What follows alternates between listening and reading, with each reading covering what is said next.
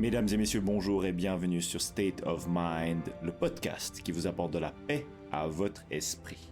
Nous avons tous, à un moment donné de notre vie, été confrontés à des épreuves qui nous ont fait trébucher, voire même tomber de tout notre poids. Mais ce n'est pas la chute elle-même qui définit notre cheminement. C'est la capacité à nous relever et à continuer d'avancer. Lorsque nous étions enfants, apprendre à marcher était un défi. Nous tombions sans cesse, mais nous nous relevions chaque fois. Ceci encouragé par ceux qui nous entouraient. Avec le temps, nous avons appris à courir, à sauter et à danser. La vie est un peu comme cet apprentissage. Les chutes sont inévitables. Elles sont même nécessaires et nous apprennent des leçons précieuses, des leçons sur notre force intérieure, notre résilience et notre capacité à surmonter les obstacles. Il est bien évidemment crucial de reconnaître que certaines choses qui nous font tomber ne sont pas de notre faute.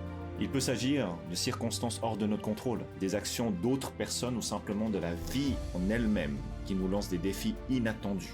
Cela peut être une perte d'emploi, une maladie ou des échecs inattendus qui peuvent survenir sans avertissement. Ces événements peuvent nous briser momentanément, mais ils ne peuvent pas définir notre valeur ni notre potentiel. Prenons un exemple simple, celui de M. Thomas Edison. Avant d'inventer l'ampoule électrique, il a échoué des milliers et des milliers et des milliers de fois. Lorsqu'on lui demandait comment est-ce qu'il pouvait encore continuer après tant d'échecs, il répondait simplement qu'il n'avait pas échoué, mais qu'il avait trouvé des milliers de façons qui ne fonctionnaient pas. Chaque chute était simplement une opportunité d'apprendre et de se rapprocher de son objectif. Face aux difficultés, nous avons deux choix. Rester à terre, et nous sommes submergés par le désespoir, ou nous relever, reprendre des forces et avancer avec encore plus de détermination. Se relever ne signifie pas de simplement ignorer la douleur, ou de faire comme si de rien n'était. Il s'agit de reconnaître la difficulté, de l'accepter et d'accepter la situation dans laquelle on se trouve. Et de décider consciemment de ne pas laisser cette épreuve définir notre avenir. Regardez par exemple Nelson Mandela qui a passé 27 ans de sa vie en prison. Lorsqu'il est sorti, il aurait pu être amer, en colère ou même abandonner ses rêves. Mais au lieu de cela, il a choisi de continuer à se battre pour ses idéaux, devenant un symbole mondial de résilience et de triomphe contre l'injustice. Nos rêves et nos objectifs sont ceux qui donnent un sens à notre vie.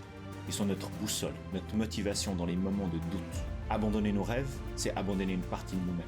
Peu importe combien de fois nous tombons, tant que nous nous relevons et continuons à avancer vers nos aspirations, nous sommes sur le bon chemin. Il est très important de se rappeler que le succès n'est pas une ligne droite. C'est un parcours avec des hauts, des bas, des détours et des impasses.